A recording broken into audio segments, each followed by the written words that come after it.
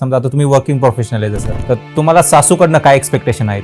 सासू आई बिकॉज ते एका किचन मध्ये गेले 15-20 वर्ष राहिलेत आणि एखादा नवीन व्यक्ती तुमच्या टेरिटरीमध्ये येतो तर ते थोडं हे होऊन जातात की माझ्या पद्धतीने व्हायला पाहिजे, माझ्या पद्धतीने व्हायला पाहिजे, आणि त्याच्यामुळे जास्त वाद होतात. बाई ही तितकाच वेळ बाहेर असते जेवढा वेळ पुरुष असतो, तीही तितकेच कष्ट करते. आणि विमेनला लेट्स नॉट टॉक की कॉर्पोरेटमध्ये आम्हाला एक्स्ट्रा एफर्ट्स टाकावे लागतात टू प्रूव्ह आवर सेल्स की आम्हाला सगळे इझिली भेटत नाही. सो तिथे जास्त म्हणजे कष्ट होतात. बाहेरही आम्हाला सगळे टोमनेस मारत असतात किंवा it is hard for us outside. ती कुठे कुठे लक्ष देणार? आपलं प्रपंच, नवरा, संसार, शाळा, कॉलेज, शिक्षण, त्यांचे किती किती चालले हालाचे जीवन. आणि मला असं नाही वाटत की कुठलीच विमेनला नाही आवडणार की माझ्या नवऱ्याला मी माझ्या हातचं बनवून खायला घालतो. सगळ्या वुमेनला आवडेल ते करायला किंवा माझ्या सासूला.